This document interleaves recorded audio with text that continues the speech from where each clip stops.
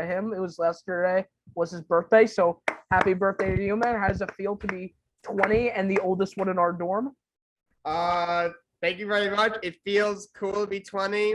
Feels really weird to be the oldest one in my dorm because I don't act like it a lot, but it feels cool to be 20. Next one's a big one. All right, Jacob, what'd you have for brick? What you have? For breakfast this morning, I had multigrain Cheerios and a plain bagel with cream cheese. As for me, I had a bagel and a nice mushroom, ham, and cheese egg white omelet. You know, got it from 63s today. They're absolutely fantastic after a very annoying day of class today. Always my favorite thing ever. You know, waking up at 6:30 in the morning to head on over to a class and discuss things that I don't feel like doing. I'm good though. But we got a lot to talk about today. First things first, no guests today, as y'all can see, because we are doing a March Madness bracket special. Jake and I, we love the big dance. I mean, I'm speaking for myself. I'm not sure if I could speak for him, but I know. Love brackets. Love the brackets. Love March Madness. It's always a great time. I mean, as one of our professors was saying yesterday, you don't even need to like college basketball. You don't even like basketball at all to love March Madness. Just the general fanfare of it. It's a big deal because especially because this is really, in my opinion, where scouts look the most. Like, this is where, this separates the men from the boys right here. And it's a really exciting time, and we're so excited to show you guys our bracket. But first, we need to cover a bit of news, starting with this. Thomas Brady, Patriots superstar, Buccaneers superstar, legendary quarterback. Many argue as him to be the greatest of all time. Recently retired, and we talked about it on this show. But then he comes out about a few days ago, probably on Sunday, and says that he is unretiring, that he is coming back to football. It has been like a month. He's been retired for a month. Jake, how do you feel about this? I think this was planned. I do. What I think happened was, I think his family. He's married. He's not he's not married to any old woman. He's married to Gisele. Obviously now she's Gisele Brady, but her maiden name is Bundachin or something. She's a supermodel, so she's famous in her own right. Very, very wealthy in her own right. So he's married to another celebrity. Bye. By the way, I don't know why he won't just hang out with her a little more often, but that's another story. I think there was rumors at the end of the season that she was tired of seeing him get hit over and over again, and she kind of wanted him to retire. So I think, she was just tired and because there's a lot of stuff coming out, and because everyone knows that he's married to her, and she's no stranger to fame and attention herself. But I don't know if it was negative or not, but she was getting, I think, a lot of attention that she didn't really want. I think people saying, "Oh, Gisele's pushing him to retire. Gisele's pushing him to retire," and she was like, and she kind of told him, like, Tom, like, I don't like this. So Tom probably said, "Gisele, honey, all right, you know what? You're right. This is what I'll do. I'm gonna announce my retirement. Let's say whenever he did it, a little bit after the Super Bowl, and then we'll take a break. We'll go on vacation, whatever. I mean, he's got money to go anywhere he wants.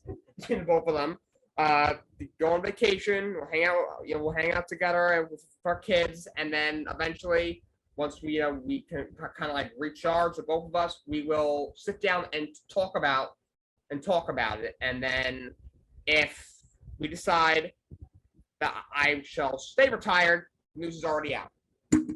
And then if we have to, because he's Tom Brady, he can just confirm that he's not coming back. But if he decides, yeah, I want to play again, then he'll break the story, and it'll just be a whole big news story. So, they went on vacation, they came back. Great, Tom Brady's thinking, all right, Russell Wilson's not in the NFC anymore. outside of Aaron Rodgers and Matthew Stafford, there's no other good quarterbacks in the NFC. And Aaron Rodgers can't win the playoffs, so the only guy who can really win the playoffs is Matthew Stafford. Guy will beat him. We decided, he has confidence in himself, even at 45, that he can go out there and be a top tier quarterback. And the Bucs have a top tier team. Obviously, that division right now is a cakewalk. The Saints, are a bit of a mess right now. Atlanta's kind of a mess. Carolina is definitely a mess. So they should, even 10 wins will even win the division. They'll probably have 11 or 12. So he decided, I'm gonna come back. I think that's what happened. I think it was a planned thing, but not that surprised. But I do think it was a pre-planned thing. Look, I'm not surprised about it either. As a Jet fan, I thought it was too good to be true, and as they say, if it's too good to be true, it is. It usually isn't. Or no, it is true. Yeah, it is too good to be true. Look, I think there's, good for him that he wants to play, but I'm convinced that this man wants to die on the football field. He really does. He will play until he's 90 years old. He'll be using a walker to get up to the line of scrimmage. He'll be using a cane to get up to the line of scrimmage, and he'll just get one more tackle, and then that'll be it. That'll be his life. This man wants to die playing football. I believe it. Look, there's a few things though, unfortunately, that I was curious about that kind of had some unanswered questions that would have came with Tom Brady's retirement. Two of the biggest ones was this. How's Kyle Trask gonna do? Because they did make Kyle Trask QB1, but now they're not doing that, of course, because Brady's back. So I do feel a bit bad for him because he's probably, waiting for his shot, and he could have it here and he could probably look very good, but we'll never know. And then my other question is Rob Gronkowski good without Tom Brady? Now, we'll never know that either, because it seems like, because the only time Gronk has ever played is with Tom Brady. And obviously we don't know if he'll be good with any other quarterback. Because, you could kind of look at some people and say that they were good with Brady, like Danny Amendola. Like, I even thought, Brandon Cooks was good with him as well. I thought he was good with other people as well, but still, he looked really good with Tom Brady. But now I want to know the same thing with Gronk here. Who I do feel bad for the most, though? The guy that got his last touchdown ball, he paid $500,000 for that, $500,000 for this last touchdown ball, only for it to not be his last touchdown ball. I have a hot take about that. And what is that? That we should not feel bad for the guy who spent the money on the ball. The guy, I just think this. The guy had $500,000 in his pocket to buy a football. I'm sure he's got much more money stored elsewhere. So that's why I don't feel that bad for the guy. Oh no, we don't need to throw a block party for him with the amount of money. No, we're fine with that. No, it's just that, you're trying to buy, let's say for example, let's say so Derek Jeter retired. Let's say that. Let's say he retired, and before he retired, he hit a walk-off home run. Now, obviously, I know his last hit was a walk-off single, but still, let's say it was a walk-off home run, and this ball is getting auctioned off for a lot of money, and this is going to be passed down to generations. I'm going to play with one of the greatest baseball players ever. This is their last ever home run ball that they hit.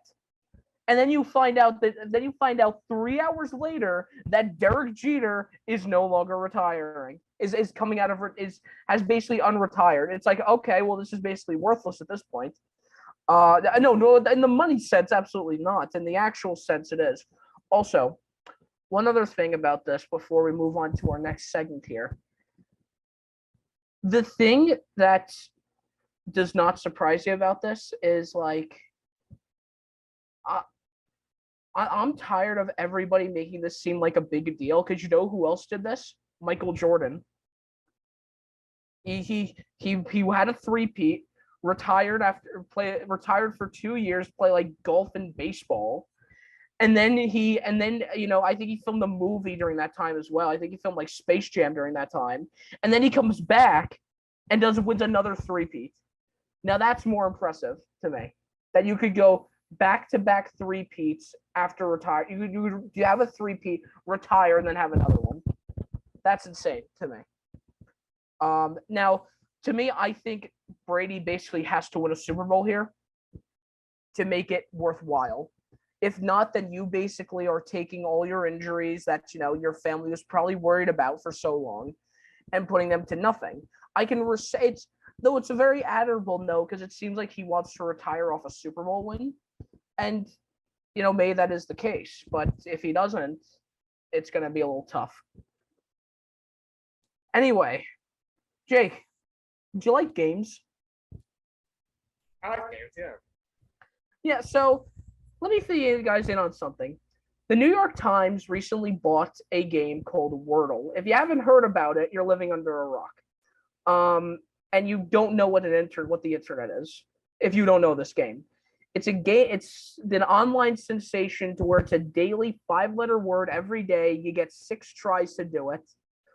Well, now there are people who are doing sports-related Wordles. And there's different kinds out there. I do the one for Overwatch League every day. What Jake and I do every day as well is one called Pirtle, as in like the Spurs player Jakob Pirtle. This is probably the most coverage this man will ever get in his entire career. But anyway, we're gonna play it right now. Jake got enable screen sharing, bro. Rookie mistake. I know I did it before. I did. Go ahead. All right. Let's play some Pirtle. All right, so it's pretty obvious how this game works. You get 8 guesses.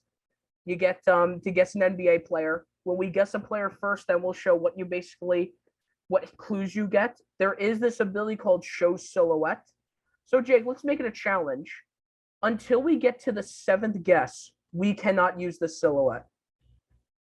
Because sometimes it's a little easy because really like sometimes the hair is a dead giveaway. Like if somebody's got like spiky hair, you could obviously guess it's Ja Morant if you've watched the NBA long enough. But now we have a bit of a challenge here. So Jake, let's start with the guessing. We'll go with you first. First guess is always completely blind, but it's silhouette. Let's go with Ja Morant. I swear if this is right. I've always thought that what if it's right? Okay. So let me explain what we need to do. So we need to guess. So we need to make everything. So here's how it works. If it's green, it means we're correct. If it's yellow, it means we're close to the correct number.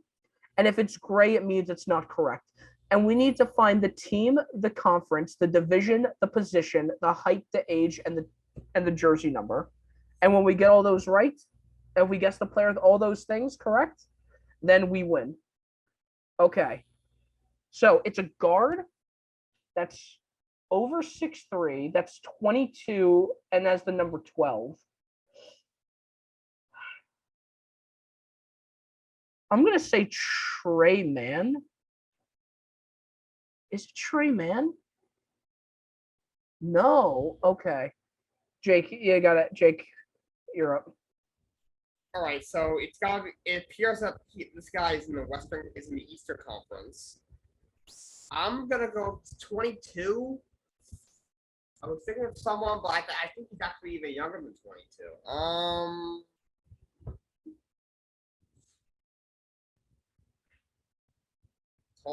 Little taller than 6'3", he wears 12. I think somebody young guards already. It's LeBron James. It's LeBron. Not like Q, not Cade. Tyrese Maxey. No, that might be right. If that's not it, I have another one to guess. Okay. Or he's 6'2". Wait, is it Halliburton? I think it might be Halliburton. Okay.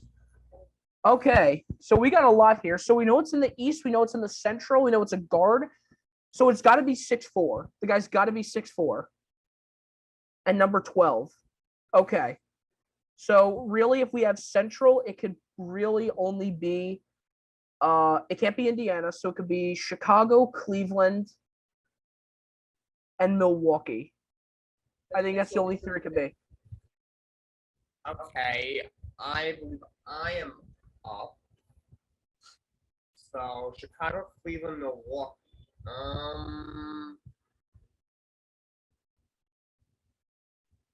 Russo's probably, I think, is over the 22. Plus, he's pretty short. Cleveland. I want to say Colin Sexton, but don't put that in yet. Milwaukee.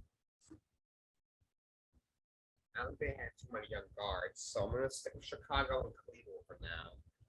I think the kid they drafted at Illinois this year is a rookie, so he's maybe younger than 22. I don't know. Don Sunu, whatever his name. I don't think it's him. Oh, Io DeSumo. That might be right, actually. Hold on. Yes! Oh! Wow! That is some great teamwork right there. Good job, Jake, for getting it right. Thank you. Io DeSumo. Io DeSumo. Very good. All right. Now, we've teased it for a little too long. Jake, the bracket, please. Okay, the meaty part of the show today. We are doing our bracket challenge, our bracket special. Okay, let's. All right. And by the way, the Wi-Fi is a little weird, so if this doesn't play, I'll just put it up on CBS. Let's go.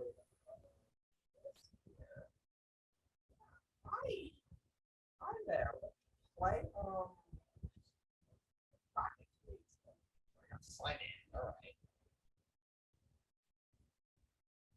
Or just right bracket. All right. We know the bracket name, right? Yes, sir. Free space. The More Turkey. This has been my athlete of the week. Apparently, it's been taken by animal control. There's even rumors that the turkey was hit by a car, so let's hope he gets better. Who does auto pick for a bracket challenge? Who does auto pick for a bracket challenge? What the heck? Wait, hold on a second. Oh no, that should work. What? How many people are picking the name Free the More Turkey? I'd love to know. I'd love to know. I'd love to know that question. That's a great question. Okay, let's just go to. I know I named mine for the More Turkey. Create my bracket. Okay. Am I gonna be in? There we go. Okay. I had to make it all one word. Oh, all caps? Okay, nice. Okay. Wait, what was it? All caps? Okay, nice. All right, so beautiful field of 64. We're gonna go through all of them. All of them. Not one stone unturned. So, Jake, where do you want to start? Let's go. I guess we'll go. We'll start in the West. That. Okay, so wait, can you zoom in on here? I'm sure you can, right? I think if you take your touch bar, your touchpad, just like 2 fingers, just like kind of pull, it'll work. All right. Don't worry about it. I'm sure this is fun. Okay, so what are I thinking here? So Gonzaga versus Georgia State.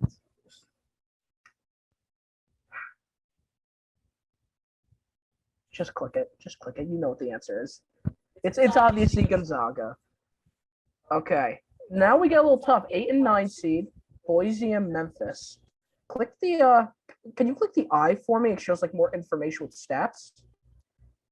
Okay. Okay. Hold on here. Can I slow down this thing? What's up? You know what I'm gonna do? Yeah, I think I might be able. Let me make sure. So I did it before. Let up that.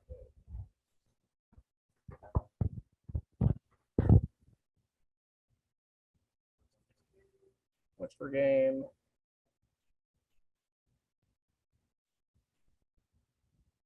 Do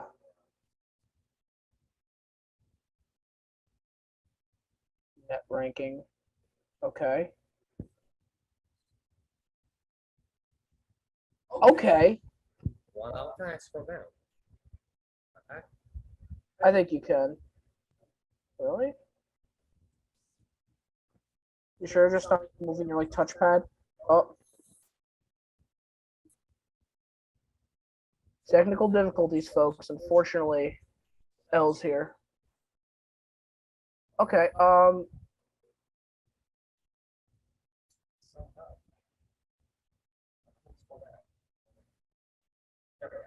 yeah, okay, good, you're good.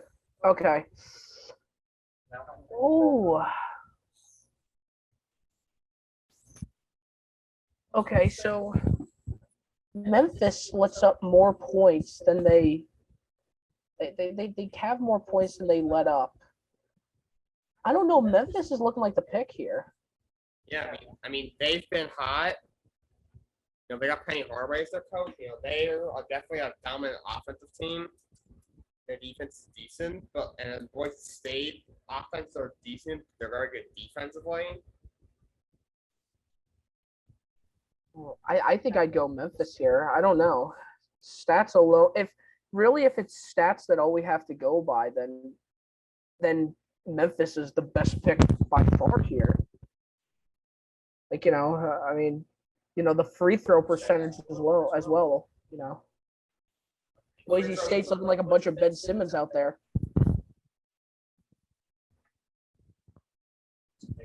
Memphis Tigers. You Tigers. Go Tigers. All right, got UConn, New Mexico State.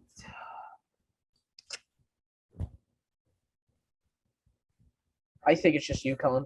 I just go with UConn. Also, we're at Sacred Heart. We gotta go UConn. We gotta go UConn. Arkansas against Vermont. This is the popular upset pick. Vermont will keep the lights out. Wait a second. Let's see it. Okay. Look at points per game. Okay, Arkansas is a bit of an edge on points per game, but they have an overall edge on everything else. Vermont. Look, it's always a bold thing to do to pick a 13th seed over a 4th seed, or any of the seeds over 10 versus a team over 5. It's always a risky pick. But I mean, it wouldn't surprise me if Vermont does it here. Same here, actually. I can see the upset. I mean, it would be big. I'd go Vermont. I'd go Vermont. Don't worry, West is easy. Alabama will play the winner of Rutgers versus Notre Dame. This is Rutgers side. I don't think I have Notre Dame stats, so this is assuming Rutgers wins. I see your face.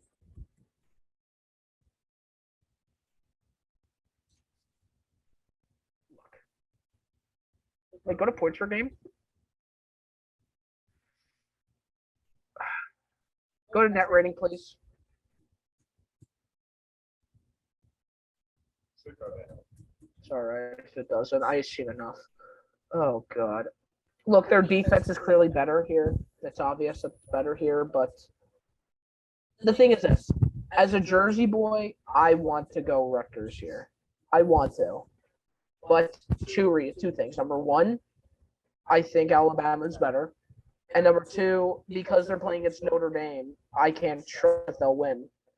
Like it's not a guaranteed dub, but I know Notre Dame doesn't do anything in championships either. So I mean, I think Rutgers ends up making it between that matchup, but you know what?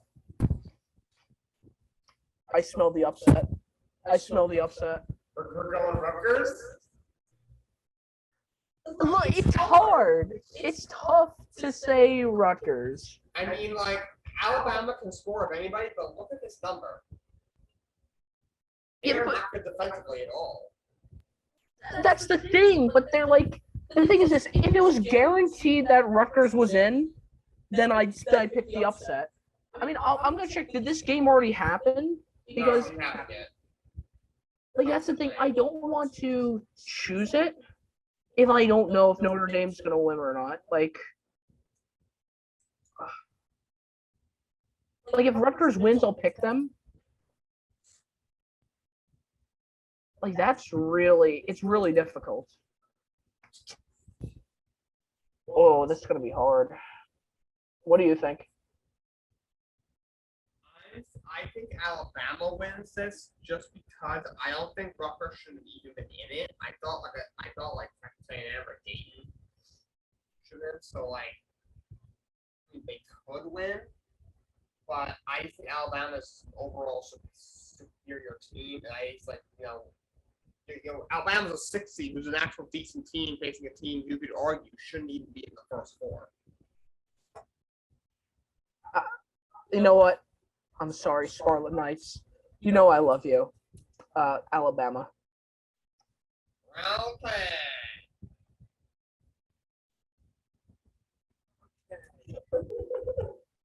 What is this? TTU versus what is that? Is that Montclair State? Oh no, Montana State. Yeah, I had too much faith in Montclair State. Okay.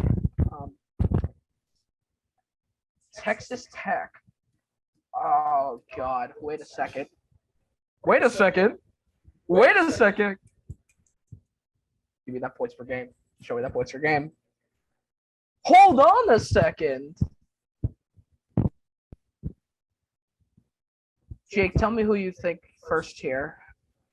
I mean, Texas Tech. I mean, they're Chris Beard, their coach. By the way, Chris Beard's kind of a biatch because he had a really good program going at Texas Tech, and then he left to go to Texas. The guy they brought in's done a good job. I mean, they're a 3 seed. You look at their opponent points per game and see how good their defense is. Montana State doesn't look like a slouch either. You look at their numbers, their points per game. Yeah, that's the thing. Like, I know defense is important and all, but I'm also trying to look at the overall stats here. Like, they're better in points per game. Show me their field goal percentage again. Like, free throw percentage, whatever, not a big deal. But I think regular, when you get the chance, just pull that up.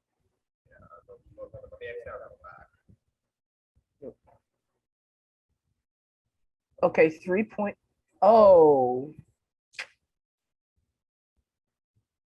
Look, if their field goal percentage was like towering over, I'd probably say yes. I'd probably say Montana State. And I kind of want to lean towards them, but their defense is a bit shaky here. I'm not entirely sold on their defense. But can we really think that there could be an upset here, especially considering Texas Tech is they never lose in the first round in the field of 64. Rounds, yeah. You know what, Jake? Take whatever pick you want. I'm my hands are tied here. I think you go with both. I mean, Montana State could pull it off. They shoot the ball from 3 a little better and from the line. Montana State is an electric offensive team. The defense is only okay though. It's a decent offensive team, but their defense might be the best in the tournament. Yeah, that's the thing. And in a single elimination game, do you really want the defense to be the issue here? No, not at all, in my opinion. No, no, and in my opinion, defense probably the second biggest thing that matters in in uh the bracket because it's only single elimination. It's a one and done. You got one shot, and you make sure to let up as little points as possible. So with that, I might say Texas Tech.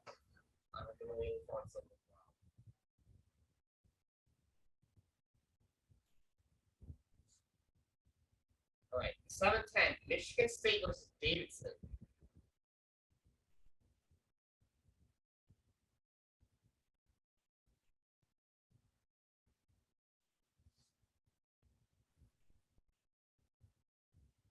Wow, this is really close.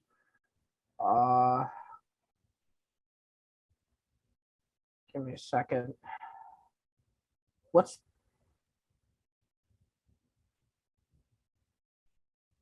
like this is a really, really close game because I let's think about this here. So this is probably going to be a really good game based off the stats because they're basically tied in everything. Like the opponent's points per game is like both of them don't let up a lot of points per game. They really don't. Their defenses both are not that bad. Their points per game is relatively equal. Once again, this is what I think we might have to take it to a Google coin flip. I think we might have to take it to a Google coin flip here. All right, pull up Google coin flip here. Heads for where are we doing? Heads for Michigan, tails for Davidson. Sure.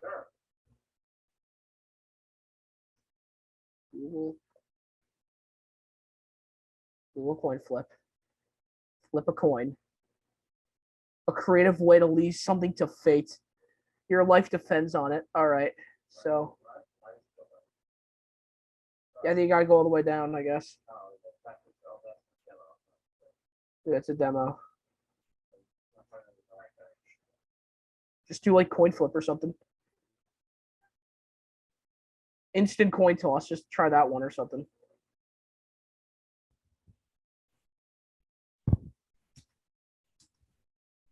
No, it was. Oh, there it is. Yeah, instant coin toss. No, not. Here we go. Just flipcoin.com. Heads or tails. All right, Davidson. It is, I guess. There we go. Davidson, it is. The coin never. Let's go, Davidson. Okay. What's God? This is already a shit show. What do we have now?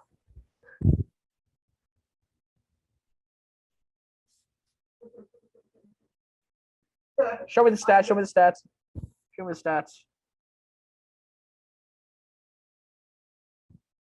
Oh.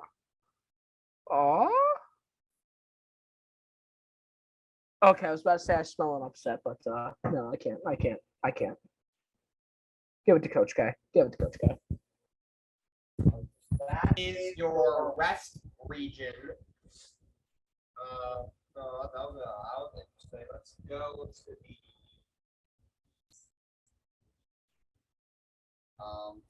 Can I put down a throw? Oh yeah. Put it straight in. Okay, easy. UNC versus Marquette. Now I like UNC. I like them. The Tar Heels, they've always been a good team, I thought. And it's mostly tied here. But opponents' points per game. I'm kind of leaning more towards UNC here.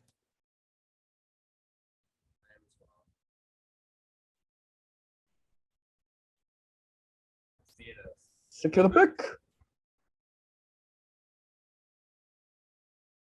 St. Mary and Indiana. Oof. Show me those stats. Okay, never mind. St. Mary's. Yeah, give it St. Mary's. Okay. No. No, it's okay. It's okay. I'm good. UCLA versus Akron. Okay. Now, Jake, real quick question here. Do you think LeBron is like taking Akron all the way? I think he is. Oof. Tough.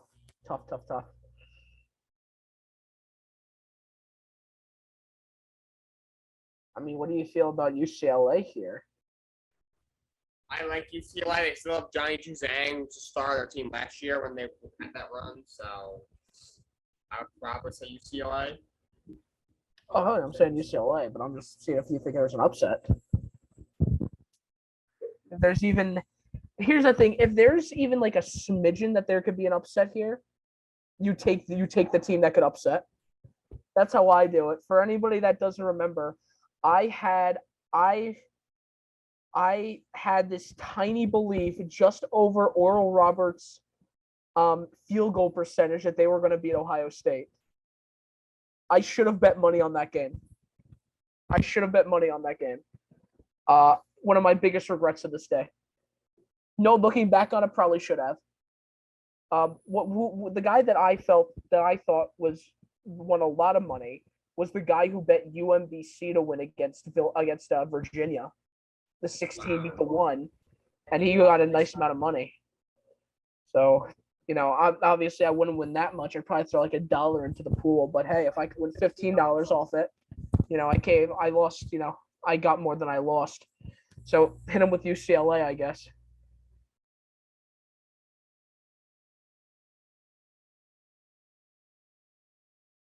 Jake, you have the floor for these picks. All right, Texas, Tech have a crazy run games tournament.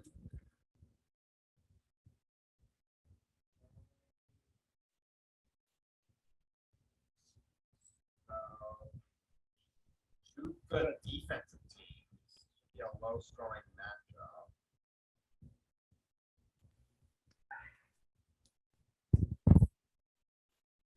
I'm looking at Virginia Tech here, and I'm saying they could win. I could smell the upset. Tiny, I don't know. I just go for them. Yeah, we're not talking about Texas Tech. Yeah, we're talking about. We're not talking about Texas Tech. We're just talking about regular Texas. There's a difference. I see Texas Tech. I think knows a little bit more. So I think I just go for Virginia Tech here. Really, I don't think it's a bad option. Okay, dude. Okay, dude. Okay. You know what? Let me take it from here. Yale, Purdue, pay-per-view match. Okay. Nope. I'm not feeling the upset. No.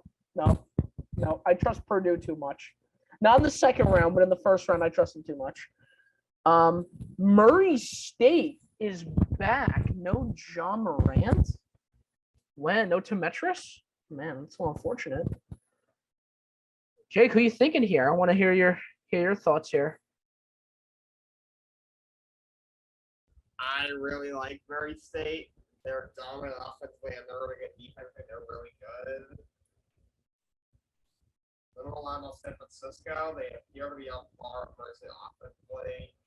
Don't appear to be as good defensively. I would lean Murray State.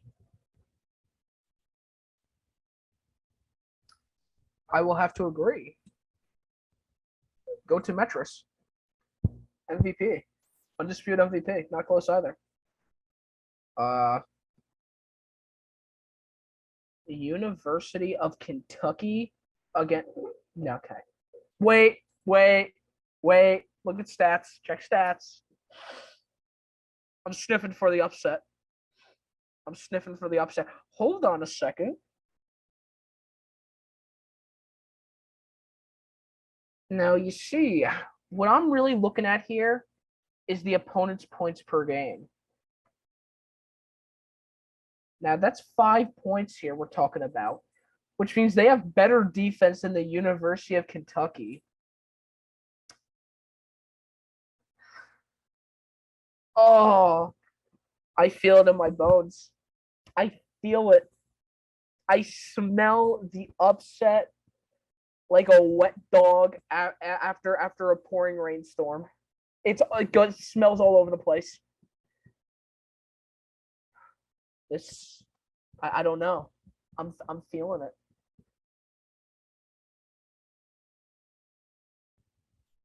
So what are we doing? I mean, this is our bracket, so I gotta get you involved.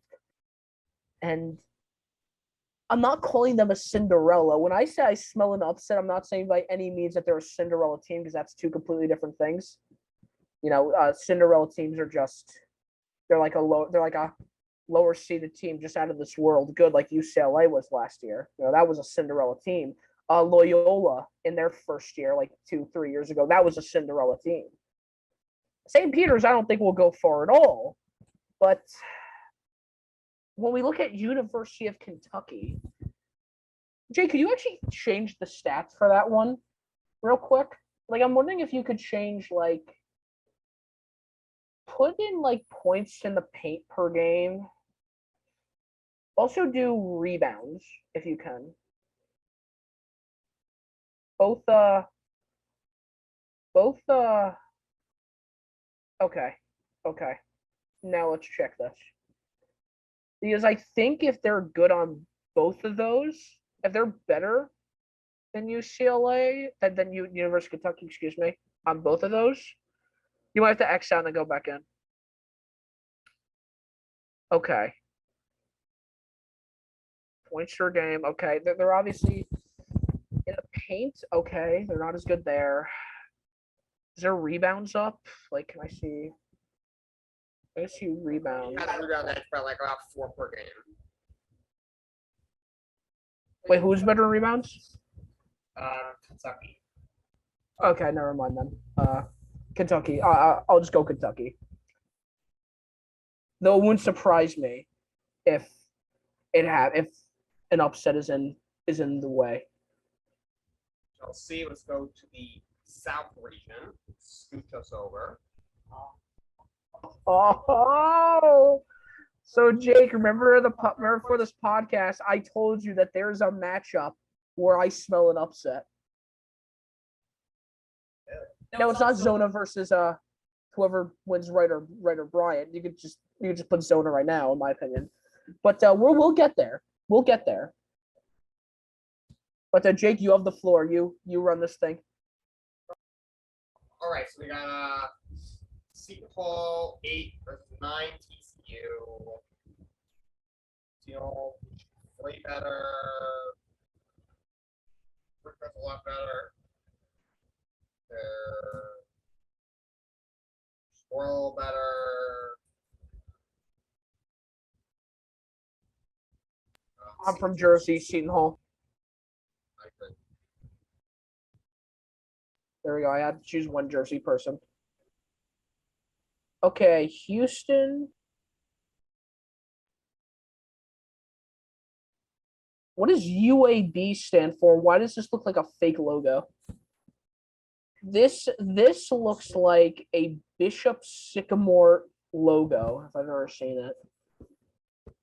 But wait a second.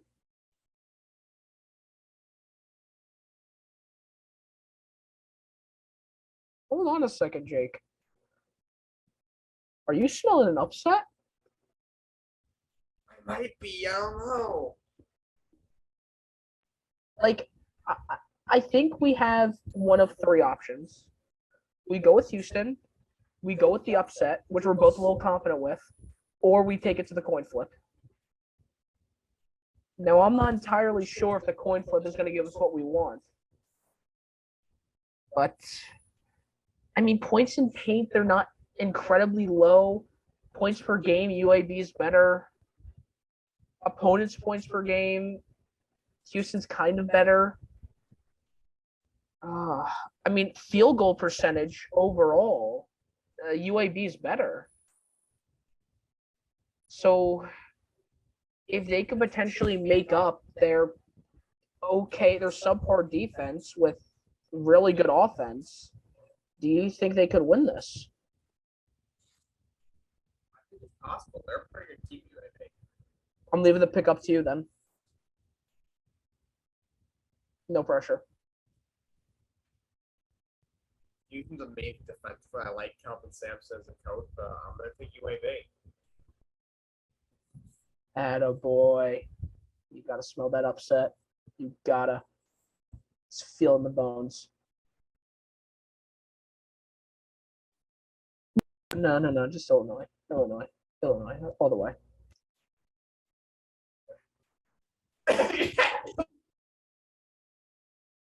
Timeout.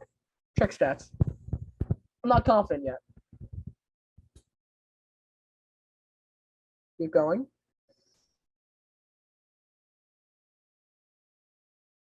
Chattanooga. There you got a shot. I'm looking at them. Their offensive points per game is lower than Illinois, and their points per game is not that bad. Like, it's just kind of a competition. Oh, I don't know. You know, I might just leave it up to you. If you think Illinois, go Illinois. Or we could take this to the coin. I mean, the Big Ten has 9 teams, and none of them are shot to get back to 16. Iowa, maybe, but, like, you look at the other teams, Michigan's horrible. Michigan State's not that good. Illinois is good, but they lost really early in the conference tournament. Who the hell else is there? Okay. Oh, wow. Ohio State. Wow. They also Oral Roberts last year. Like, oh, wow. Rutgers is in. They've gotten the first 4 Rutgers. Yes, sir. Like, the Big Ten isn't exactly going with conference tournament favorites. Yeah, they're kind of bad. Big East is better. But even that's called the Big East, so it's all right. All right, like I said, it's up to you. You could choose whichever one. Don't matter to me, but I mean, when you look at these stats, you gotta think. Hold on here. I like Chattanooga. Illinois is pretty good. I think I'm going to go Chattanooga. All right, very well. Good choice. Colorado State, Michigan. I like their logo, Colorado State, but that's my pick. Michigan's kind of terrible. Yeah, like, when was the last time they were good? When they had, like, Mo Wagner on their team? Like, was that the last time they got in? I think that if that's what you're going to be getting in, but Or the last time they were at the finals, like, the last time they were at the finals, they got, like, rolled by Villanova or something. All right, Jake, let me have the floor for this one. This is the one.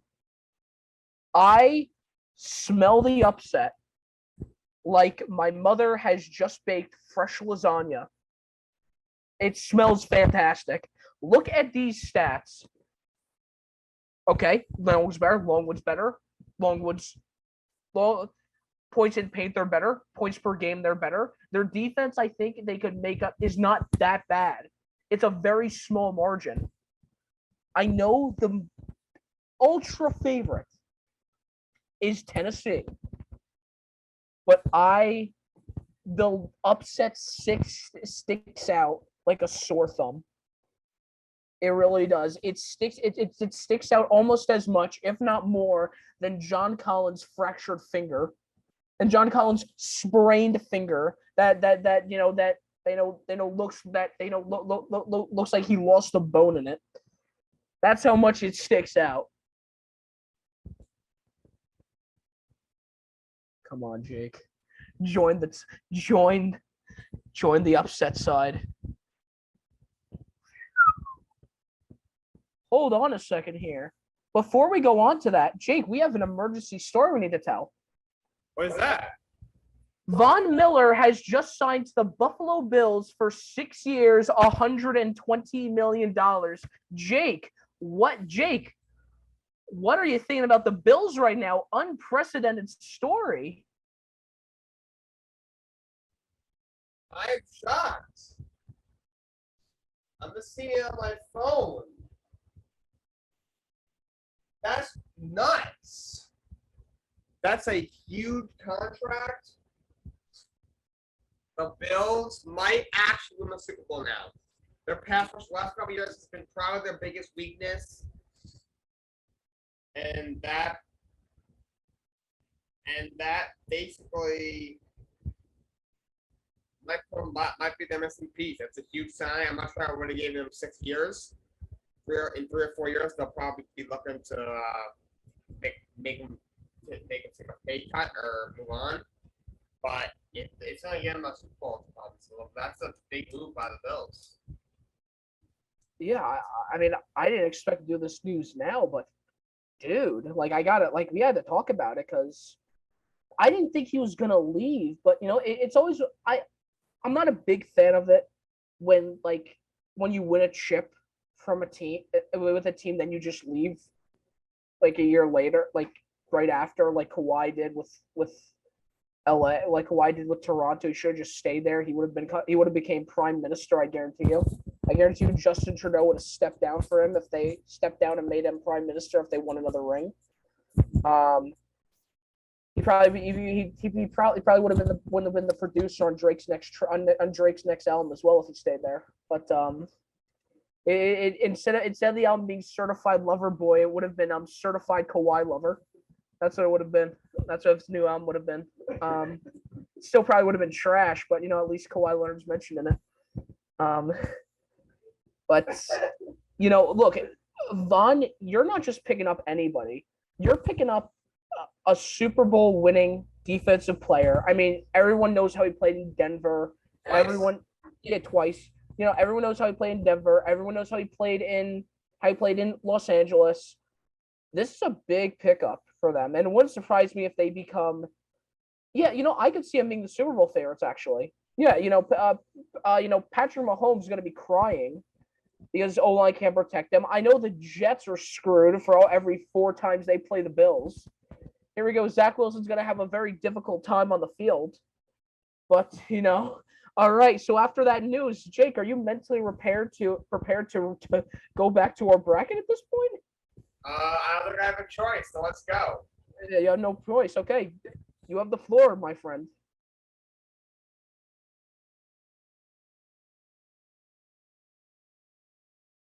Loyola Chicago. Sister Jean. These are my thoughts on this. Look at my background. Sister Jean! Loyola Chicago. Yep. Oh yeah, that's right.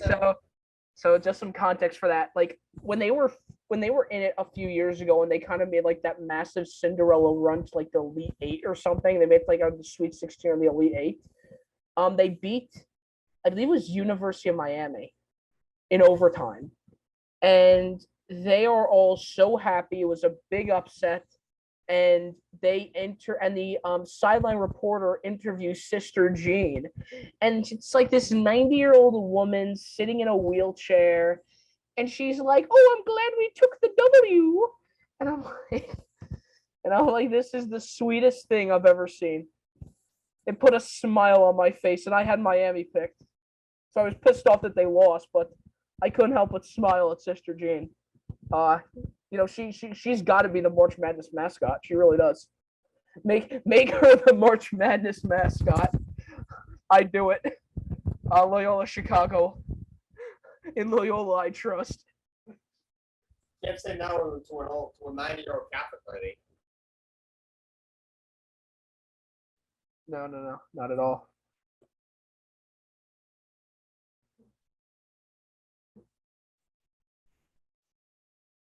Check stats. Check stats. I'm looking for the one thing to where I could say this is an upset. I'm looking for that one thing.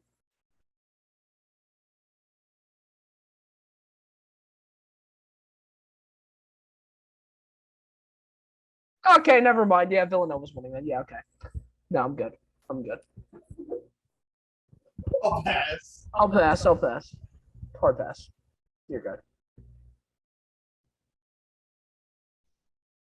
Okay, now what do we move on to? The Midwest. Ooh, boy. This is where. No. What are you doing? What are you doing? Hold on. Hold on. Only having 1-4, one seed losing. Exactly.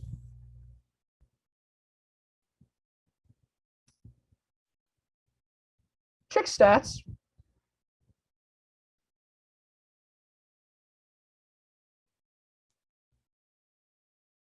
Okay, never mind. I really thought that there could have been a world where Texas Southern wins this. No, not even close. No, I'm living in the wrong world. Unfortunately.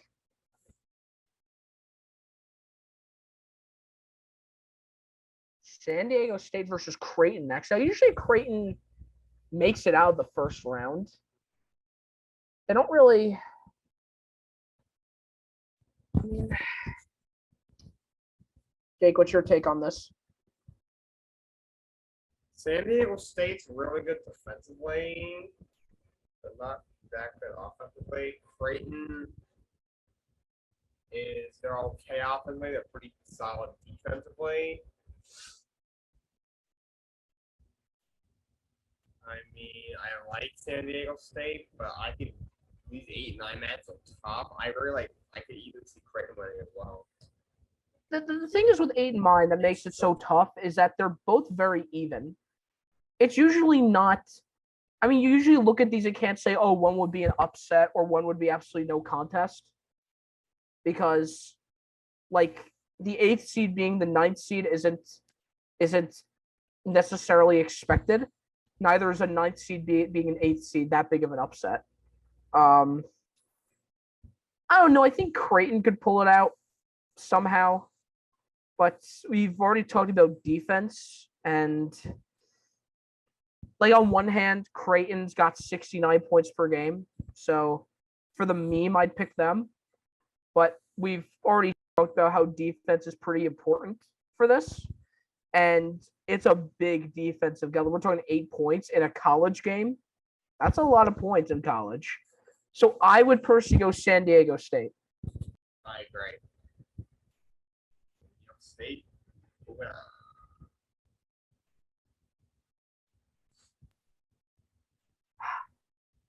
Okay. Let me put a bit of a backstory here. First of all, why is Richmond's logo the Spider-Man logo? Because they're the Richmond Spiders. Okay, that's fine. Okay. Little bit of a backstory here. I've been doing the March Madness brackets since like the start of high school. And every year I always pick Iowa to lose. I always think Iowa's going to lose. And I'm always wrong, which means I'm due. I'm going with Richmond. It means I'm due. I'm due for Iowa to lose in the first round. It is my time. But Jake, once again, I need to hear your thoughts out of this. Okay, I have the 9 mediocre Big Ten teams that are in this. Iowa has the best shot to have a run.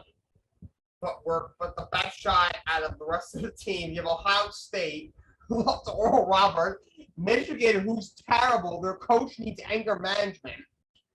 Michigan State, I guess they're just there. Rutgers, okay.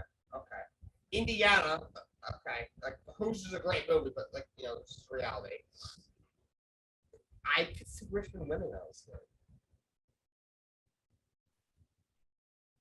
Do it. Take the shot.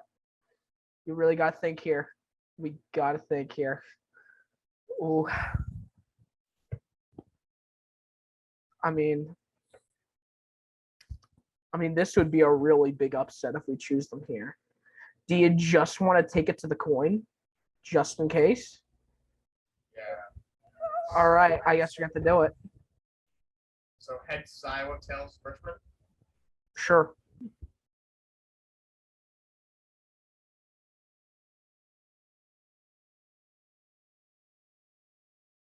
I guess for the first time ever, I'm picking Iowa to win something. God, this hurts. Okay. The coin doesn't lie. The coin don't lie. No. Can't trust it. Providence? Who's that? Oh, South Dakota State.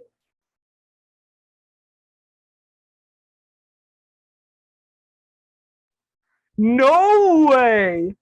No way! No way! Hold on! Hold on! Wait! The South Dakota State? Oh, God. Dude. Jake, I think I'm going to have to leave it to you here, man. I think we're going to have to leave it to you. Providence had a good year, but they did not look good in the conference tournament. I think they could. I think they were a little overseeded, honestly. And the South Dakota State Jackrabbits, they can shoot. They can shoot the lights out. That's the thing. But the opponent points per game is different by 6. Which, isn't as much as 8, but it's not as little as 3. Like, the reason why I was confident with Longwood was because, at least with Longwood, they let up 3 more points than Tennessee does, which makes it a little bit better. But 6? Okay, here's the thing. On one hand, though, they blow them out in points per game by 14.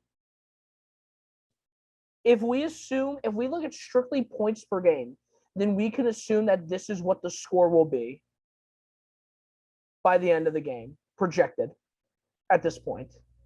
Like, if you think about it, that's kind of what points per game is when you look at 2 matchups. It's kind of the projected final score. So we're looking at a score potentially 87 versus 73. I'd go for South Dakota State. I do smell the upset, but not as much as I would for like Longwood. I'm leaning South Dakota State. Yes, sir. Do it to him. Do it to him. Because obviously we're the most credible source for bracket needs.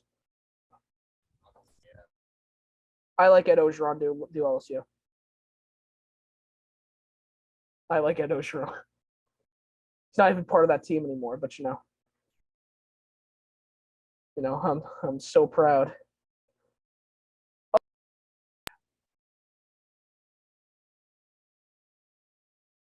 Okay, now let me give another backstory here. And I kid you not, there is another team that I never pick to win. I always think they're going to upset, and that's Wisconsin.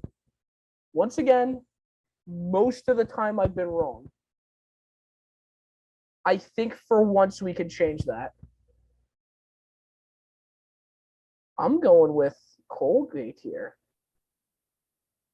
On top of that, I use their toothpaste, so I can't hate Colgate right now. Yeah, they're pretty good. They're pretty nice. Not as nice as a Longwood toothpaste, but Colgate toothpaste is pretty good.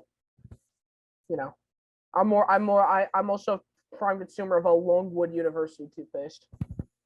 After that, we can do Colgate. Ooh, what do you think here, man? I'm leaving Colgate. They can shoot. I think we have to do Colgate. They're better on everything. That's the thing. Colgate? Colgate? I don't like Sam Darnold, Miami.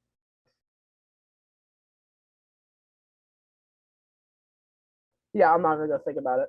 What's that? Auburn against Jacksonville State. You know what, Jake? Walk me through it. Walk me through it. I don't know anything about these teams. Walk me through it. Okay. Before we start, before I even scroll down, Auburn does have the potential number one pick in the draft, Jabari Smith.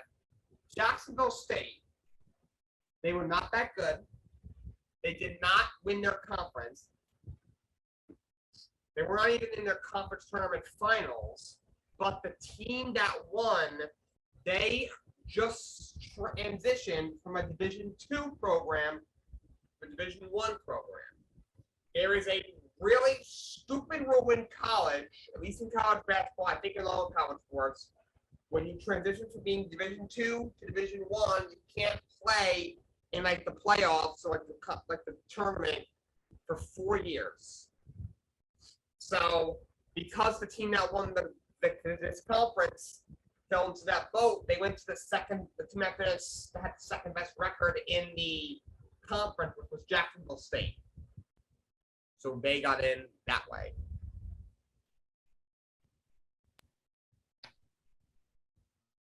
I guess what's the projected number one pick? Jabari Smith. Those look like he could shoot threes too well. Show me those stats for a second, Jake. Show me those stats. Show me the. No, I think I have a bit of a sniffle. Oh no, it's just me smelling the upset. I feel it. I feel it. You're telling me the opponent's points per game is only better by 0.1? And you're telling me the points per game is only better by 4? Points in paint, okay, it's not great, but they're better with field goal shooting overall. Like, nothing would make me happier than to potentially see Jacksonville State upset Auburn. But I think I'm going to have to go with Auburn here. Just barely. But based off the stats, it looks like it could be a good game.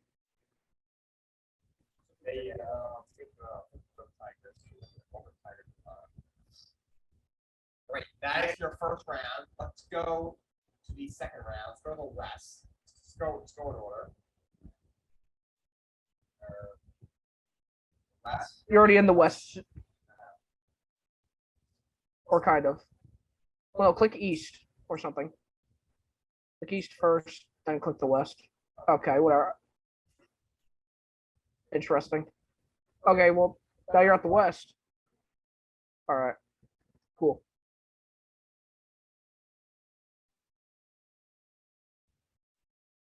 Okay, dude. Just you know what to do. Yep. Yep.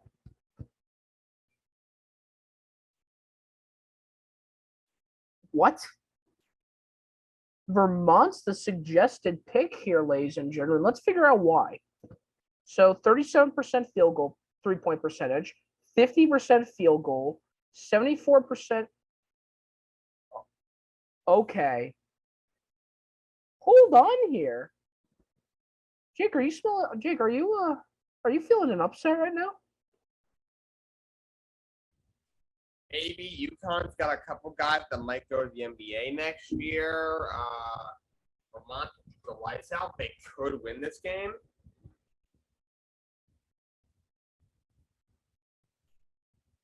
Personally, I'm a bit of a fan of Vermont here.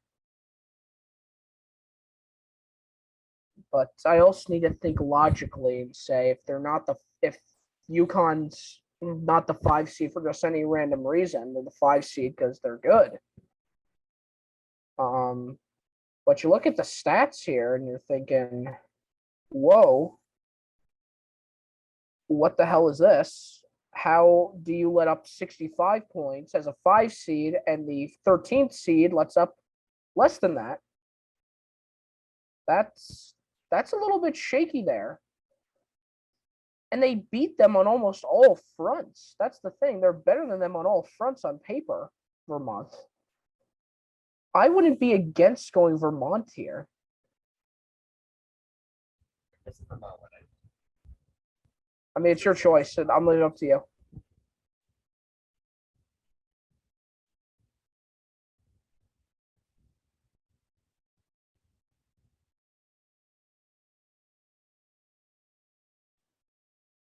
He's thinking about it.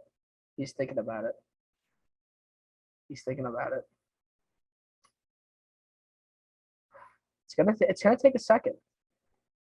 I know. I know.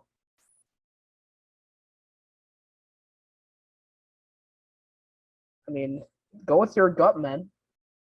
Go with your gut here. Apparently, his gut says Vermont. All right. All right. Just give it Texas Tech. Just give it Texas Tech. Just. I think Texas Tech. I agree. All right. Yeah, I agree. Alabama can't stop anybody on defense. So the tide's gonna roll out now. All right, Jake. Who do you think is going to win this this game here?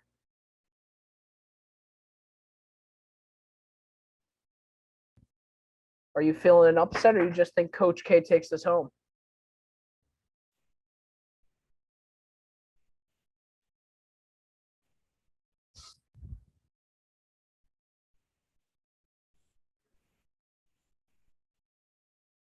I think Coach K takes it. Of course, Coach K takes it. Yeah. Of course, Coach K takes it. Give it to me, Coach K. Give it to me. All right, now let's head on over to what we had over to the least. The least. What? Wow, how is it possible that North Carolina is higher than Baylor? You know, Jake, you pick. You tell me. You run me through it. Run me through it. Okay, so Baylor's really good. Oh, 40% is a lot higher.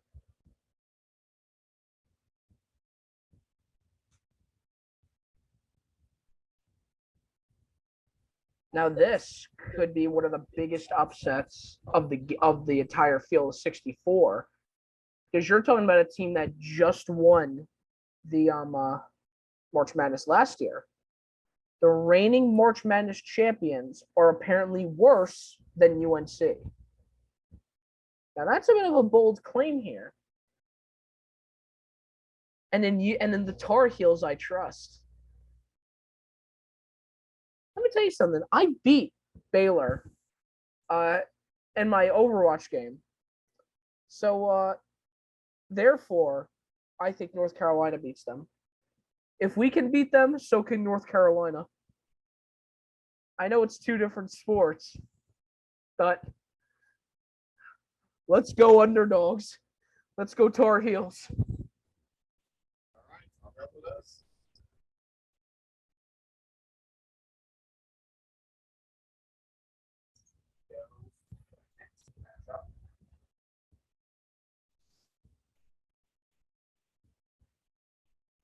Jake, we'll run it through.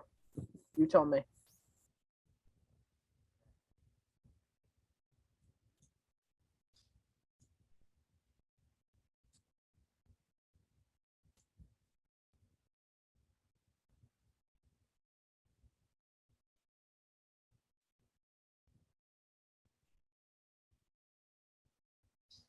I like UCLA. Their team from last year that was an 11 team to the Final Four is basically all back this year. Hence why they did so well in the 8-4 seed. We St. Mary's did beat Gonzaga earlier in the year. They lost someone to Narragansett in the FTC final, but they do have a win over Gonzaga, which like two other teams could say so. They did that. Yeah, that's the thing. After UCLA's previous March Madness history, I think they have to be the favorites here. I really do. But it's tough. It's a close game. You pick. No pressure. He's deliberating, folks. I'm gonna go with the University of whatever the other letters stand for. University of California, Los Angeles. Yeah, that's what UCLA stands for. It's so dumb because California, Los Angeles, LA is the city. That's why, because there's also a University of California, San Diego. It's University of California, San Diego. UCSD? Yes. Just like there's a Rutgers and Hackensack or Rutgers, New Brunswick. It happens a lot, I think. All right. Nah, no. Why do we need to look at this? No. No. I think we're all right, unless you smell it up. Wait a second. Jake looks like he's thinking about an upset here. Is that the case, or are you just? Let me know why here.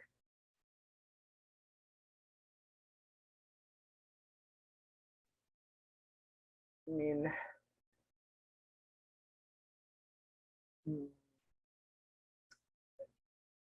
I'm not entirely sure how if an upset's even possible here.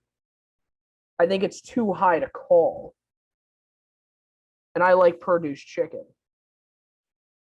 And their online writing lab is really helpful. So I think that's the big factors. That's a big three right there. Good at basketball, good at writing advice, and good at making chicken.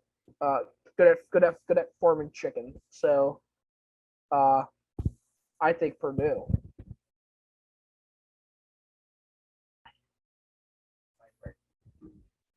They actually have Jaden Ivey, who might be a top 5 draft pick next year. Okay. We're just blown through. Okay. Oh.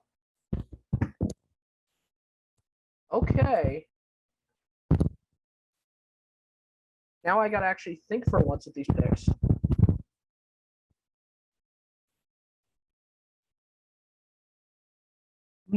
Okay. Jake, I want to hear who you think would be the best pick first. So Kentucky's got a kid, O'Shea Shibley, something like that. He's a big man. He might be a lottery pick. I think Kentucky could have been like a 3 or a 4 seed, honestly, in this tournament. I really like Murray State.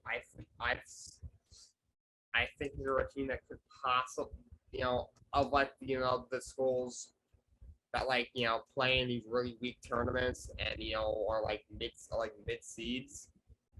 They're one of the most likely teams that would be able to make a run. I'm not saying they will, but also they have like the complete package because they're excellent offensively and they're really good defensively. I mean, I know they were in the OWC, which is not a good conference, but they went 30-2 and 18-0 in conference play. I mean, conference play, that's not that impressive because the rest of their conference is terrible. But 18-0, so 18-0, and they went 30-2, and what'd you hear up to? Before I'm muted.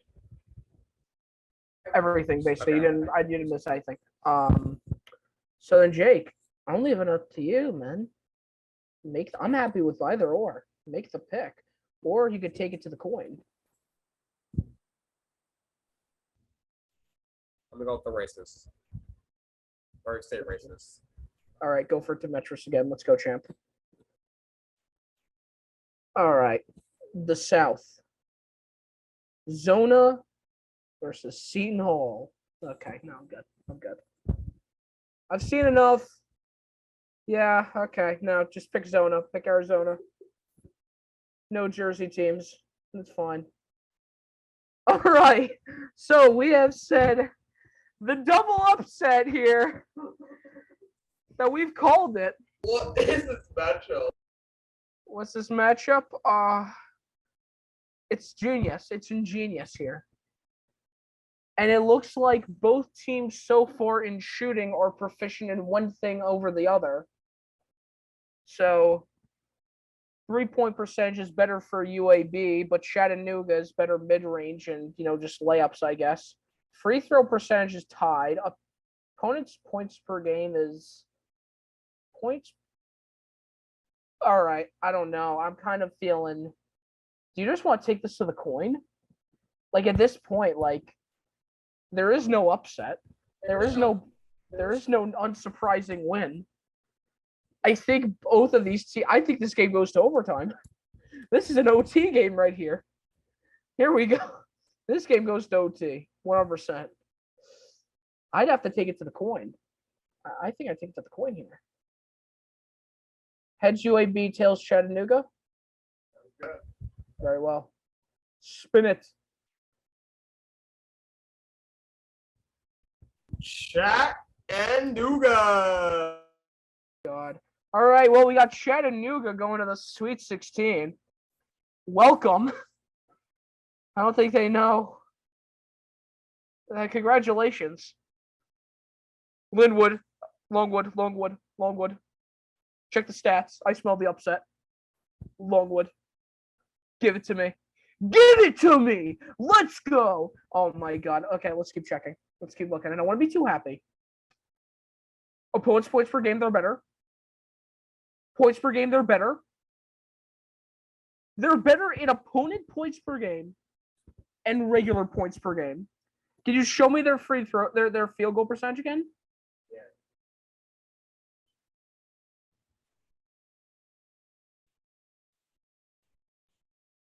Yeah. No, don't show me Michigan again. Never show me Michigan again. Okay, they're better with 3 points, and they're not as good at field goal, but they are good. But it's not bad. I don't know. I feel it. I smell it. Smells like a fresh bakery on a Sunday morning. Nice pie on the windowsill. That's how good it smells right now.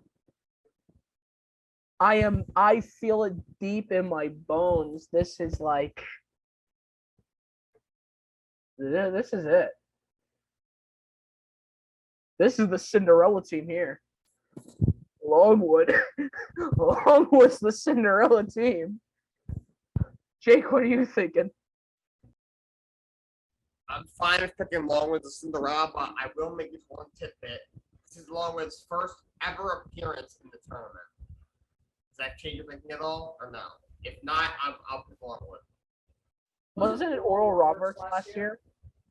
I don't remember. Yeah, it might have been. I mean, if it wasn't, it was the first time in a while then. Listen, now I gotta look this up here. Now I gotta do my research.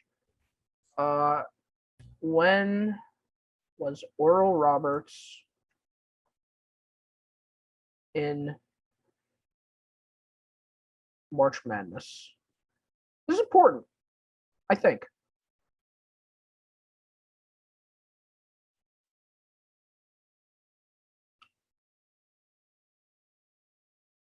Okay. Well, it looks like Oral Roberts has had 6 appearances. But wait a second. That's an even bigger one. How many times has UMBC in March Madness?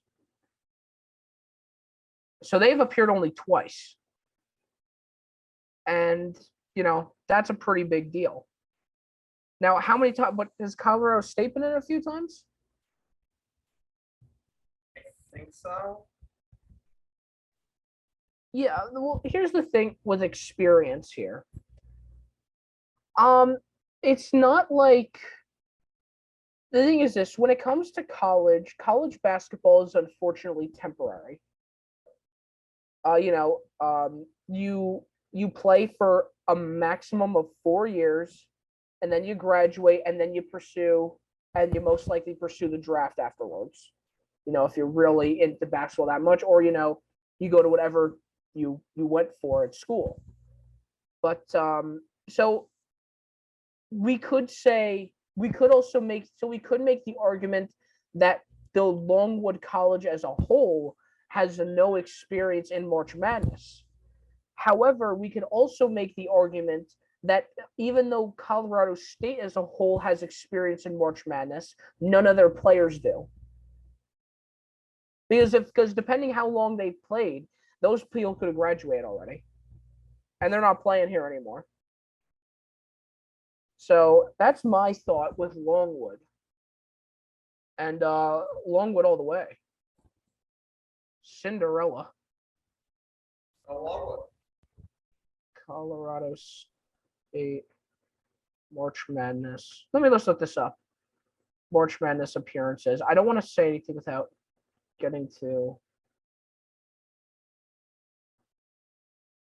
Okay, so the last time looks like Colorado State made it to the NCAA tournament was 2013. So yeah. So if there's people, so if there's like, so unless there's like some 35-year-old guy still playing for Colorado State, these guys do not have experience in the NCAA tournament. Therefore, it's even. Therefore, I'm going Longwood. But it's up to you. Longwood. All right. What's next? Oh, Sister Jean. Okay. Jake, I'm going to let you have this one. I know you're a big Sister Jean fan. I'm going to give you this one. Talk it out. Well, my girl Sister Jean.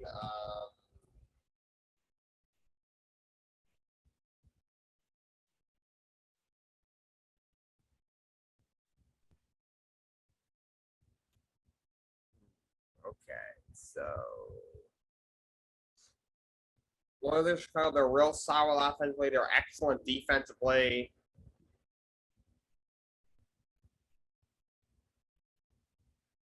They have some guys that are still there from the teams that had their runs. The old coach team. Villanova, Jay Wright's got a couple of national championships.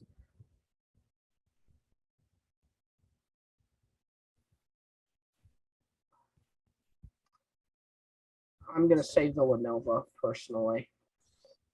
Well, I want to pick my girl Sister Jean, but I'm going to go with Nova. Yeah, I'm sorry, Sister Jean. You know I love you. You know we love you, Sister Jean. You always take the W in our hearts. You always take it in our hearts, Sister Jean. All right, Midwest. God, I hate that we have to do this one. Okay. Nah, I'm good. Thanks. I'm all right. Yeah, Kansas winning that one. All right, here we go. Yes, South Dakota State, do it. Iowa, get the hell out of my bracket. Trash. I smell that upset a mile away. Jake, who are you thinking?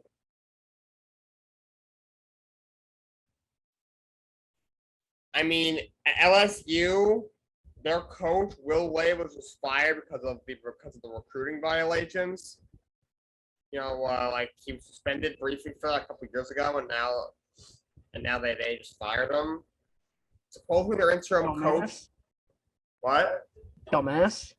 Basically, it's what every coach does nowadays. Every coach does it, but Will Wade just did a really bad job of covering it up. The other coach did a good job of covering it up, so Will Wade is the guy who gets the axe.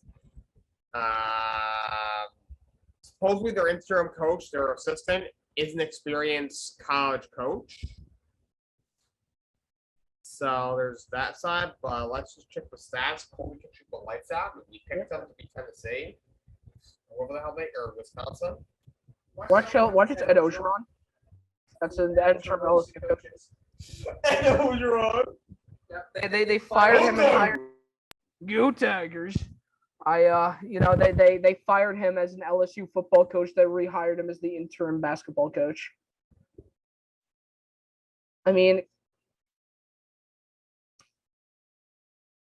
defense, it's kind of even. Offense, everything else aside from defense, Colgate's better.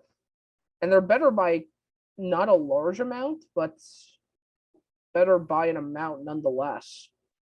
I mean, I'd still feel confident choosing LSU here, but I think you can go both ways. You can. I can see Colgate going to the Sweet 16. I can see that. The mouse is yours, Jake. Last year, Colgate was like a 13 or a 14 or something, and I picked them to win the first round. I thought this team's really good offense, but I got a shot. They lost. So that means I'm due to be right. I mean, I'm due. I'm hoping the birthday luck that I just had continues. Do it to him. Do it to him. Take the shot. Yes, sir. Easy. Okay, moves on. Miami Auburn. Miami, Auburn.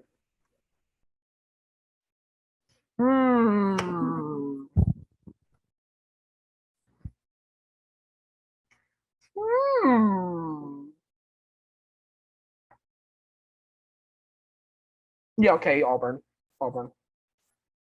The points per game is too bad. Points per game kind of sucks. Their offensive points per game opponent points per game is not good enough. Are we on the Elite Eight now? I believe Sweet 16. Oh, Sweet 16. All right, nice. Okay, so where are we starting now? We're starting with the West. All right.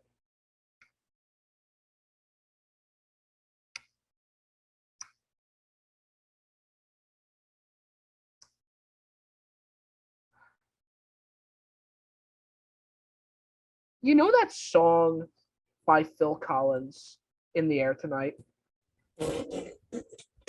I can feel it calling in the air tonight. I can feel the upset. Call in the air tonight.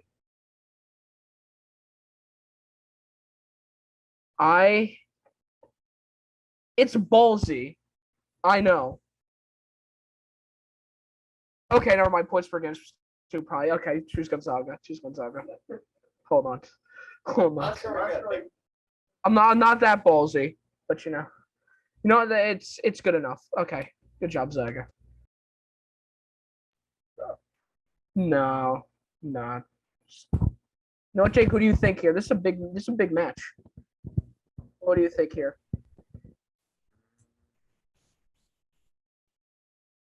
Should be a hell of a game.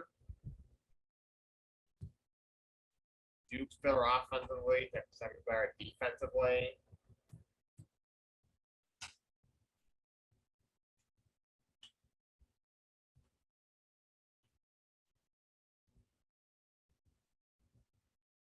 I mean, like, I feel like Coach K needs to win. He's one of the greatest college basketball coaches of all time. He's already got 5 national championships. It's not like he needs a championship to put the finish on to push him into the Hall of Fame. I think he might already be in. If not, he'll probably be in the next. He'll be in. If he retires, they'll start that process, of course. I think you'll be in no matter what. But look, I'm just gonna give a full disclaimer right now. I think Duke could win this game. I don't think they're winning the whole thing though. I just can't see the team winning the entire March Madness. I just can't. I know it's a bit of a hot take, but I agree with that. They're just not looking as good. Now, of course, it's Duke, so they always look good, but it usually is where they get to this point to where they just somehow just fall over. And I'm not confident in them winning the whole thing, but I can see them winning this game. I think so. I'll take Duke. Let's go, Coach K.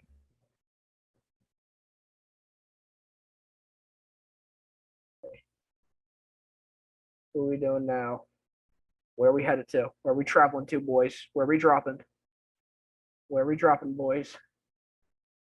Okay.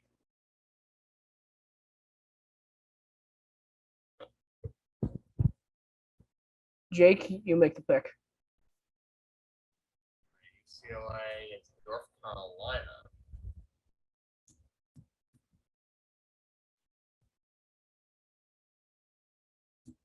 That's a really big margin on opponent points per game. That's a big margin. That's 7 points.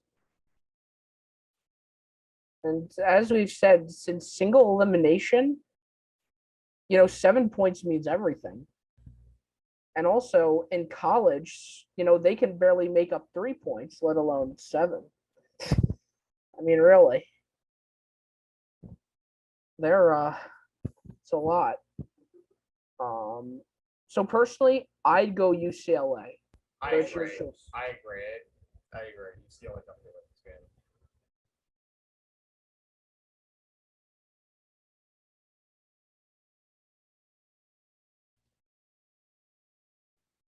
Ooh, this is a close one.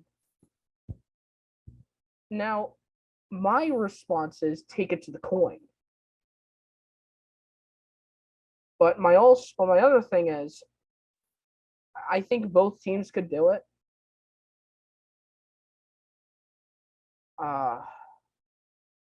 Yeah, I think both teams could do it, but we can only choose one. Once again, Jake, I'm at a standstill here.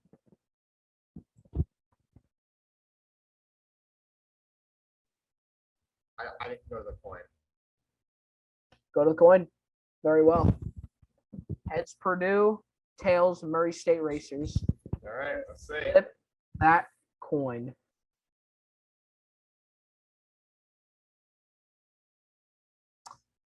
Well, to Metris's Jamel Moran's school is going to the Elite Eight. Good job, Murray State. Well-deserved win. Go Racers. Go Racers. Go Racers.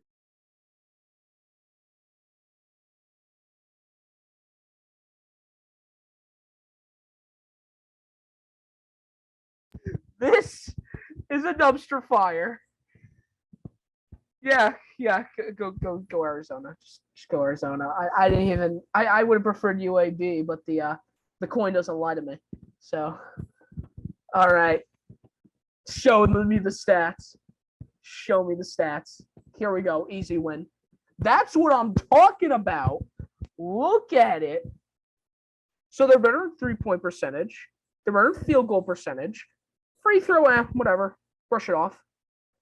Opponent points per game is not that much. They're better in points per game. They're better in points per game. Jake, I could care less about Jay Wright at this point. Longwood's looking pretty nice to me. Longwood's looking a little pretty. You know what? Add another 2 stats to that for me, please, if you can. Add in steals and blocks. Steals per game and block shots per game. And also offensive rebounds per game. No, that's fine. Yeah, you can add offensive rebounds. All right, it doesn't matter. Doesn't matter. Okay. If we need him, I can always go back. Yep. All right. Now let's check again. Now let's see. Okay. They are better defensively. Jake, I gotta go with Longwood, my guy. I got to no coin flip. I can smell it, dude. I'm hungry for it. I'm hungry for the upset right now. Can you smell what the upset is cooking? What's cooking is an upset. Jake, I mean, what do you think? Longwood moves on. What'd you say? Longwood moves on. Longwood moves on. All right. What are we at now? The South? The Midwest, excuse me. Midwest, yeah. Don't look at the stats. Actually, no, don't look at the stats. Wait a second. Yeah. I'm confident with Kansas here. Yeah, okay, I'll be confident with Kansas here.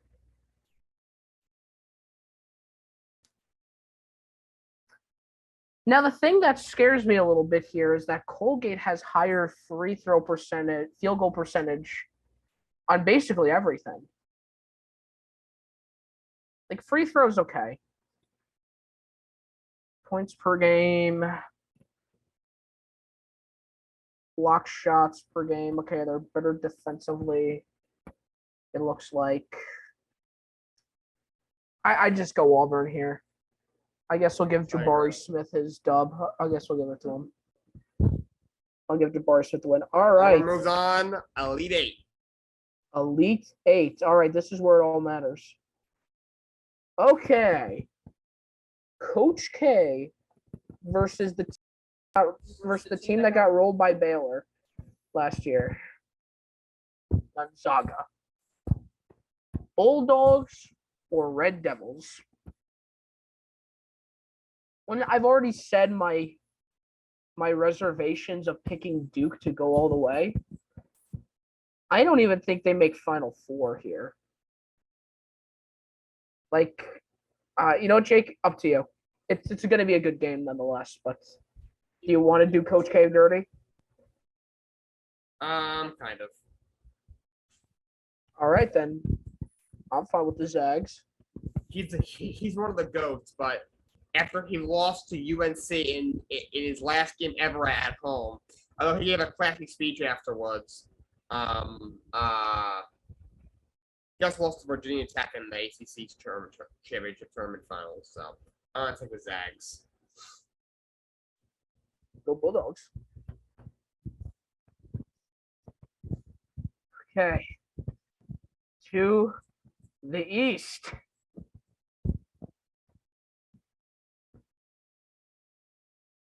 Murray State still looking nice here.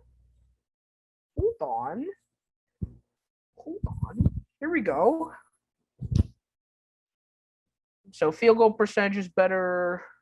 Opponent points per game, points in the paint is better. Points per game is better. Steals per game is better. Everything aside from like blocked shots is better for Murray State. I mean, I like UCLA's game, but even you said yourself that Murray State could be the team to make the run. Now, if you're still confident about that, do you think that they could beat UCLA?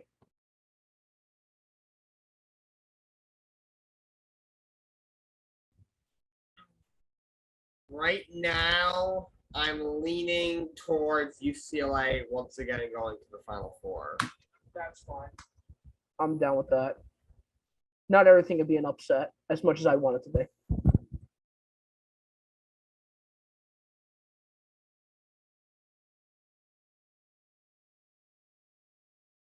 Arizona versus Longwood. Okay, let's check stats. Let's check the stats. I'm checking the stats.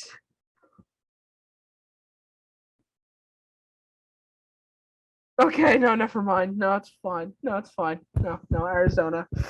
I don't want it to happen. You know what? They made a good run. Longwood made a good run. I was high on them. Kansas Auburn, another 1 versus 2 seed. I'd probably go Auburn here personally. I think they can pull it through. And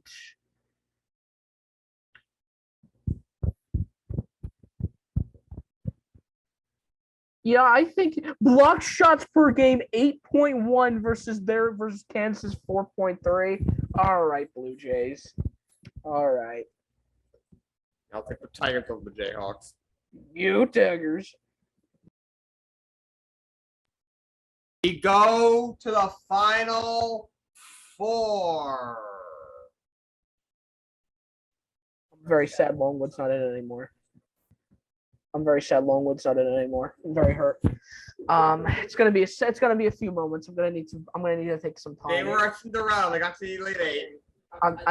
It still hurts. It still hurts. I've known them for about an hour now, so they're basically like they're like a son to me.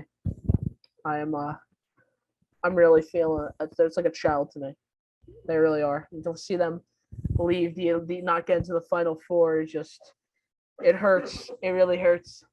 I'm very upset about that. Rip my final four aspirations for Longwood University. I'm very hurt. All right, so here's how it's gonna work. Let me tell you how this game's gonna go. UCLA is gonna be on top for a bit. Then Gonzaga's gonna be on top for a little bit. Then the game's gonna be tied, and then the Gonzaga player is gonna throw a half court heave to win the game and not send it to overtime, just like they did last year to beat this team. My only reservation of picking Gonzaga is that UCLA as an 11th seed put up a fight against them. And if it wasn't for Jalen Suggs hitting that half court shot, they would not. I think UCLA would have had a shot to beat them in overtime. And they did that as the 11th seed. Obviously, if they're the 4th seed, they're much stronger than they were last year. So I think this could go either way. But what about you, Jake? A great game. Gonzaga doesn't have Jalen Suggs. UCLA is better, and Gonzaga doesn't have Jalen Suggs. But UCLA is gonna want revenge. But the Zags, if they get a George Holmgren will be a top 5 pick. They got George County, they're still the #1 team in the nation. Let's go over the stats.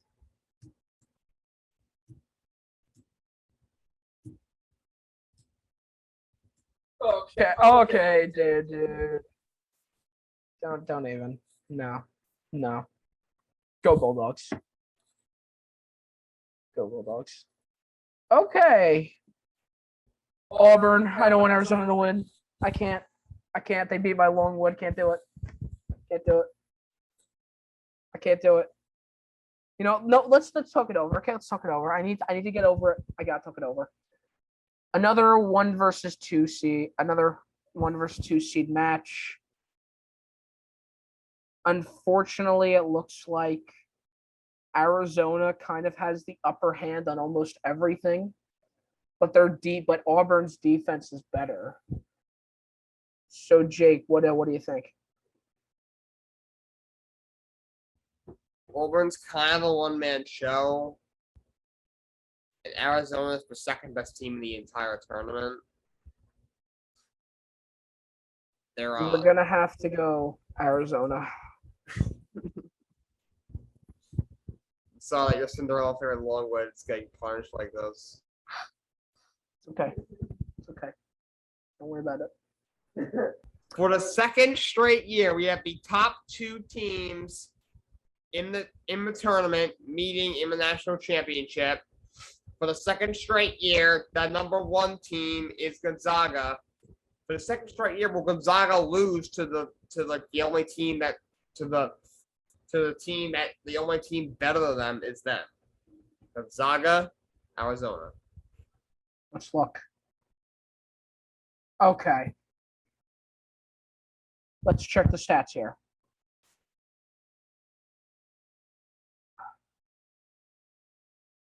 The thing is this.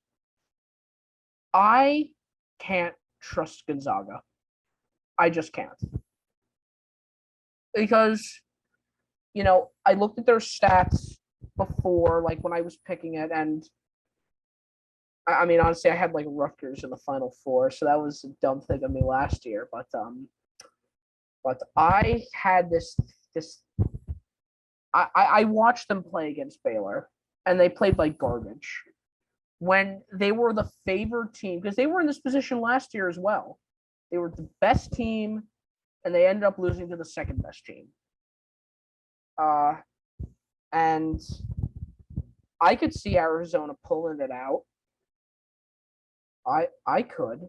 It could be a close game, but I don't want to use the coin on this one. I feel like we really need to talk about this and see which team could do it because I think they could both pull it out, but I think it's not going to be an easy game for either of them.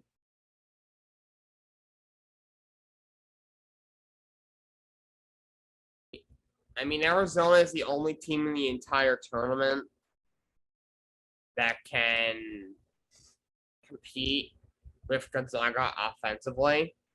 Really, the only legit contender that can compete with Arizona with Gonzaga offensively. I mean, they're pretty even when it comes to block shots per game. I've heard Arizona's a good shot blocking team, but you see, like, Gonzaga's actually technically even better. Oh. Uh, like you want to go for the Bulldogs. You want to go with Gonzaga. But it's a really even matchup. Even coaching, Mark Few is a future Hall of Fame coach. Tommy Lloyd in Arizona was coach of the year in the Pac-12. So it's pretty even. I don't think we could use the coin flip to decide the national championship. So I think we just gotta talk it out and just say who we truly think, what does our gut say? What does your gut say?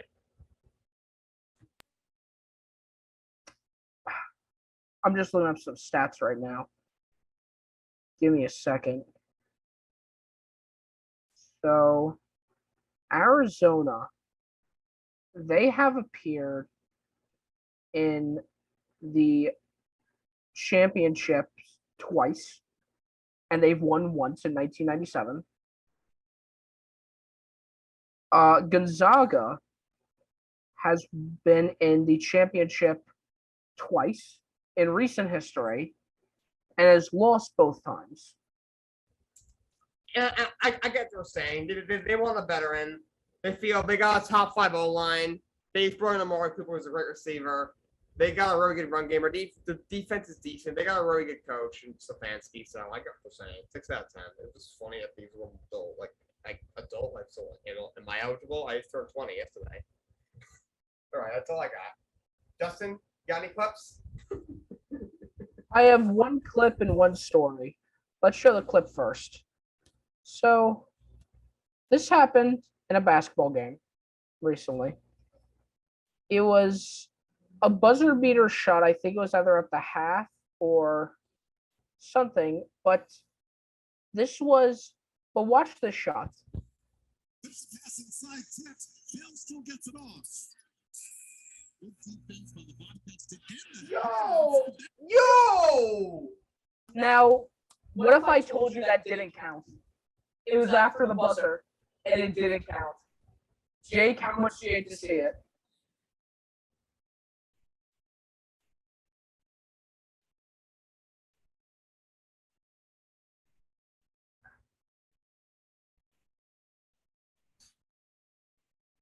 A 1,000 out of 10. Come on. Oh, that's tough. Full court shot. That is the full length of the goddamn court. 1,000 out of 10. That's rough. Yeah, I'm gonna have to give it a billion out of 10. That's upsetting. Like here's the thing. If I hit that shot and I'm like trying to celebrate and I realize that it didn't count, I'd just be so upset. That guy will never hit that shot again if he tried. And if it counted, that would have been nuts. That probably would have been a top 10 highlight on Sports Center for the next 2 weeks. Really, I'm 100% sure. Now, my second, you hate to see it, I'm not going to show on screen because I want to keep some anonymous, I want to keep it anonymous here. But I'm in I'm in an ESPN fantasy basketball league, and we're in the playoffs now. And one of the players has Kyrie Irving on his team. Now, if you guys didn't know, Kyrie Irving recently against the Orlando Magic had a 60-point game. He had like 41 points in the first half. He couldn't miss. He had a couple of steals and a block and a rebound, a few assists. A few rebounds and a few assists and a block, a few steals. And he ended up racking up 108 fantasy points in basketball, which is a lot. That's a lot in fantasy basketball. This guy had him on the bench for Kevin Porter Jr. Now, when you bench a player in fantasy, you don't get the points that they receive on the bench. So he lost 108 points, which could have put him on a very heavy lead, and had Kevin Porter Jr., who wasn't even playing. Jake, how much do you hate to see it?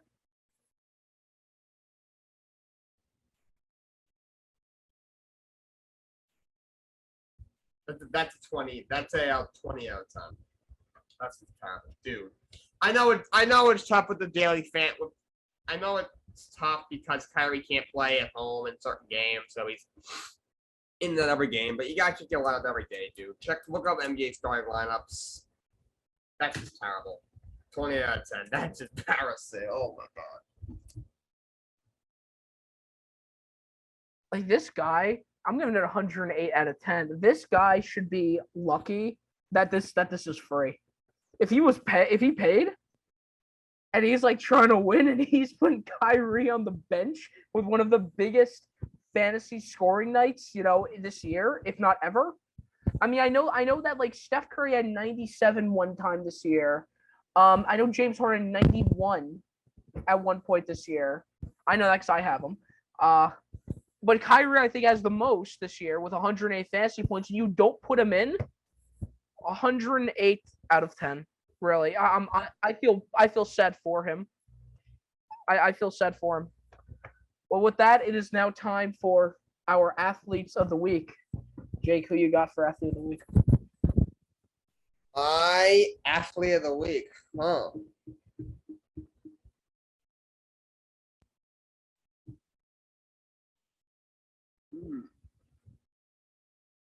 My athlete of the week.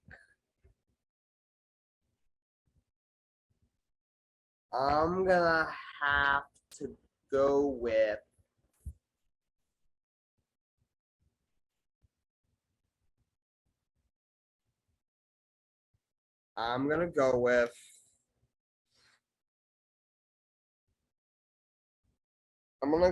the oh,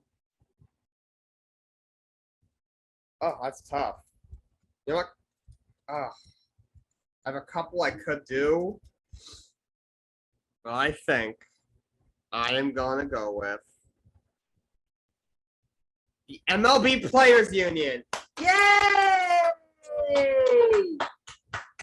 Scott agreed. You realize you couldn't lose Jackie Robinson Day. You realize you're hurting the fans. Really, it's time to play.